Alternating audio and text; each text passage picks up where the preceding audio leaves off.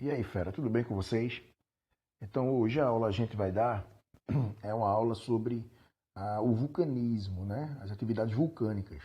E, obviamente, que para você falar das atividades vulcânicas, é importante que você tenha em mente que nós estamos dando continuidade a um assunto da geomorfologia. Dentro da geomorfologia, estamos estudando os processos endógenos, aqueles que ocorrem no interior da Terra. Então, nós já vimos sobre o surgimento e o afastamento das placas tectônicas. Nós já falamos, por exemplo, que as placas tectônicas podem se afastar ou se encontrarem. Elas podem também soerguir e rebaixar. Então, nós já vimos isso. Também nós já vimos a questão dos terremotos, a intensidade dos terremotos, como se mede, né, o que é um sismógrafo, a escala Richter. E hoje a gente vai aprofundar e finalizar essa parte de elementos construtores, de elementos formadores do relevo, desses fenômenos endógenos com os vulcões. Então é importante que você tenha em mente, primeiramente, onde se localizam os vulcões, que tipo de vulcão existe no nosso planeta, tá bom? Eu vou abrir um conceitozinho aqui lateral, dizendo o seguinte: a atividade vulcânica é um processo pelo qual o magma é ejetado para a superfície da Terra a partir da crosta. Os vulcões não ocorrem de forma aleatória, formando longas cadeias ao longo dos limites das placas tectônicas. Então, o que é importante a gente imaginar? Que a atividade vulcânica nada mais é do que o magma que está no interior da Terra chega à superfície. Então, ele pode chegar de várias formas e de várias intensidades. O importante é que você entenda que o fato do magma ser ejetado para a superfície configura-se uma atividade vulcânica. Nós temos vários tipos de vulcões e que eles se formaram ao longo do tempo. Nessa animação aqui em 3D que você está vendo aqui algumas cores, você está vendo aqui alguns pontinhos. Então, se você for imaginar aqui, o importante é que você entenda que esses pontinhos vermelhos são vulcões ativos, são vulcões que estão e que podem entrar em atividade, em erupções.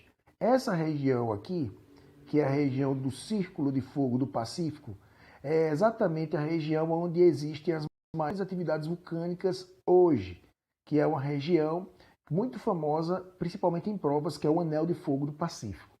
Veja que essas cores aí, vermelho, verde, rosa e azul, explica o que acontece com as placas. Então, nesse azul aqui, perceba que nós temos setinha para um lado e para o outro. Então, essa área em azul é uma área de afastamento de placas. Se você, por exemplo, pegar aqui o verde, veja que o verde é uma área de encontro de placas tectônicas, tá bom? E que se você for aqui para o roxo, essa corzinha aqui, tá bom? Essa é uma região em que as placas tectônicas elas podem promover a questão transformante. Então percebam, minha gente, que as placas tectônicas ao longo do planeta elas podem se afastar, podem estar se encontrando ou podem estar transpassando uma ao lado da outra. Então isso promove mais ou menos intensidades vulcânicas, ok? Então o que é que eu vou fazer agora? Mostrar exatamente as principais atividades vulcânicas daquelas de maior intensidade, são as maiores erupções vulcânicas. Então nós temos alguns pontos do planeta. Então veja que aqui na África, aqui embaixo, na África, você tem a área de vulcão ativo, tá bom? Essa área é o Piton de Lufonas. Você vê que é uma região que tem atividade vulcânica. Se você for para a Europa, por exemplo, então vamos diminuir aqui a África e chegar aqui na Europa. Então se você for aqui na Europa, deixa eu colocar a legenda.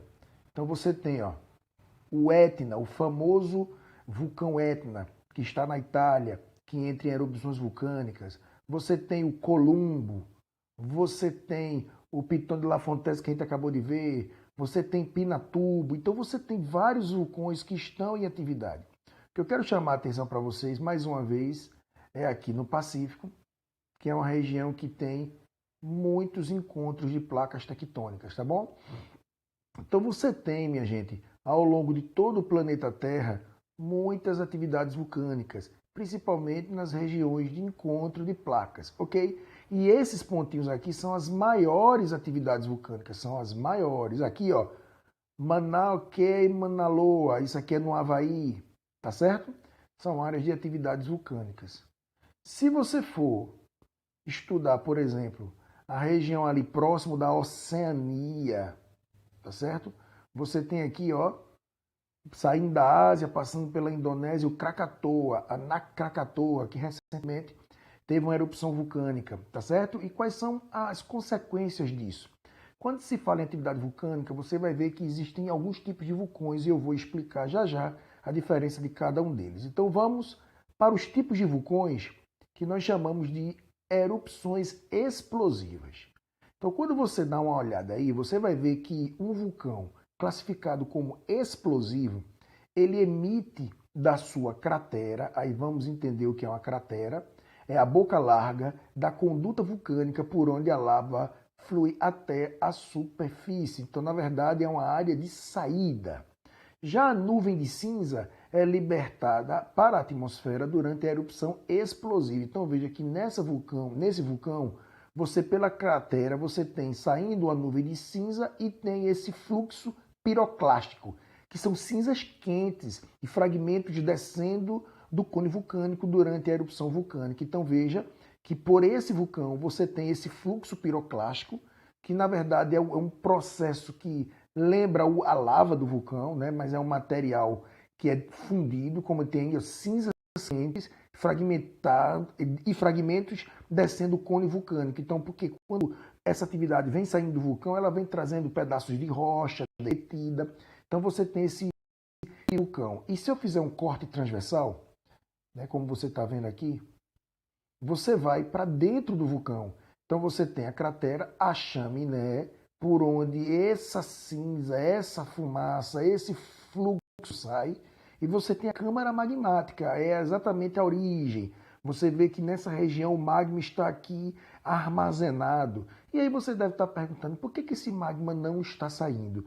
Porque muito provavelmente essa região é uma região de que existe instabilidade geológica, é uma região que tem atividade vulcânica, mas não é uma instabilidade suficiente para que o magma venha à superfície como a gente conhece. Já na erupção efusiva, aí você tem uma região provavelmente de encontro de placas, onde a instabilidade geológica é maior. Então você vai ver aqui, ó, a cratera saindo cinza, saindo fumaça e saindo aí o material magmático, né? Saindo a famosa lava, o fluxo de lava do vulcão. É o magma que flui para a superfície. Então, se você fizer um corte transversal, você vai ver agora que a chaminé, veja que agora vem o magma. Então perceba, minha gente, que a diferença de um vulcão ao outro, de uma erupção explosiva para uma erupção efusiva, a diferença provavelmente é a instabilidade. Quanto maior a instabilidade, provavelmente na região de encontro de placas tectônicas, você vai ter uma efusiva, ok? Que evidentemente que isso não vai ficar assim para sempre. Depois essa instabilidade dá uma acalmada, esse vulcão ativo fica adormecido, ok? Já na erupção explosiva, você vai ter a mesma coisa. A diferença é a intensidade. Então ele tem aí a saída de cinza e de fluxo piroclástico, sem nenhum tipo de problema, tá certo? Porém com a instabilidade menor. E nós temos também regiões em que as erupções elas são mistas. Você tem aqui fluxo piroclástico pela cratera, você tem o magma que pode sair também por essas regiões. Então veja que aqui você tem o magma, que é a câmara magmática. Veja que esse magma pode sair pela chaminé, tá certo? E você pode sair por pontos transversais. Na lateral aqui, você também pode ter a saída de atividade magmática, beleza? Então, se você for analisar direitinho, didaticamente, você tem muita coisa para ver. Mas na prática, geralmente em provas, quando se fala em atividade vulcânica, eles não costumam fazer essa divisão de erupção explosiva, efusiva e mista. Não. Geralmente eles classificam vulcão ativo e vulcão extinto. O vulcão ativo é aquele que pode entrar em atividade, que são esses que nós estamos mostrando. Ele pode ter uma erupção, explosiva, erupção efusiva e uma erupção mista. Perceba que quando há uma erupção, quer dizer que o vulcão entrou em atividade. Nós chamamos esse misto de estratovulcão, porque existem as duas características, tanto saindo cinza e material piroclástico, como também o material, o magma, a lava. Beleza? Isso a gente pode chamar também de efeito tampão, porque quando o vulcão fica adormecido, gera como se fosse uma tampa na cratera. Quando entra em atividade vulcânica, ele arranca esse tampão, saindo cinza, material piroclástico e câmara magmática. Esse tipo de vulcão é um vulcão que está em atividade, é um vulcão ativo, mas ele pode ficar adormecido. No Brasil, nós temos atividade vulcânica? Claro que sim, mas a atividade vulcânica brasileira ela é extinta, ou seja, o Brasil se localiza numa região no centro de uma placa tectônica, ou seja, a característica de estabilidade ela é dominante, ela é majoritária. Nós temos tremores, sim, de acomodação de placa, que nós já vimos nas aulas sobre terremoto. Mas nesse caso, o vulcão nós já tivemos atividade vulcânica, né?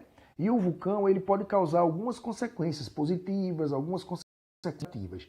Com relação às consequências negativas, quando você tem uma atividade em erupção, veja que é uma instabilidade muito grande, muitas vezes vem associada de terremotos. Esse magma, a depender das cidades que estão próximas, você tem aí um impacto considerável. Nós temos vários filmes que mostram esse material magmático que se espalha pela superfície, muitas vezes por distâncias enormes.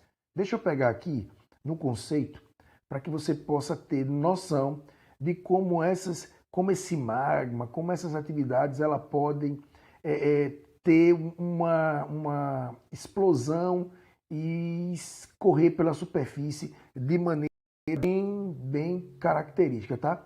Se você pegar aqui as erupções mistas, olha o que ele diz, são características dos estratovulcões. Esse tipo de erupção é acompanhado por explosões e também por fluxo de lava. O cone vulcânico consiste de camadas alternantes de piroclástico ou fragmentos e lava solidificada. Os exemplos mais conhecidos são o Stromboli, o Etna e o Cotopaxi. As erupções vulcânicas podem também ter características pós-vulcânicas que nós vamos estudar já já. Eu vou falar aqui para você ter noção. Veja, as erupções vulcânicas mais devastadoras espalham grande quantidade de material piroclástico. Durante a erupção do Krakatoa, que entrou em erupção recentemente, mas olha o que ele diz, em 1883, foram ejetados de material piroclástico 18 quilômetros cúbicos de piroclásticos na superfície. 18 quilômetros. Enquanto em 1815, o Monte Tambora, a erupção mais potente da história, 80 quilômetros de material piroclástico. Perceba que você tem uma consequência na superfície. Erupções dessa magnitude têm impactos globais na atmosfera, no clima e também na fauna. Como assim? Então, quando você tem esse material que entra em erupção, esse material piroclástico, você tem consequências, por exemplo, essa quantidade de fumaça, vocês vão ver que vários gases podem sair. Gases sulfurosos, a gente vai aprofundar e eu vou dizer a consequência com relação a essas fumaças.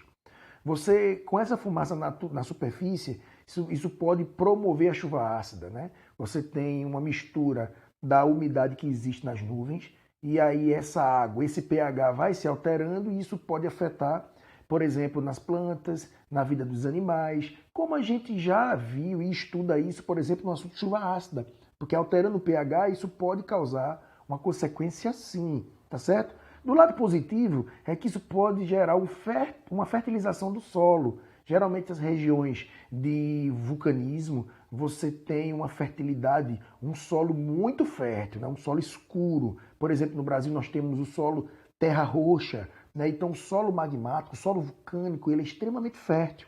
Só para você ter noção, né? São Paulo é uma região que tem um solo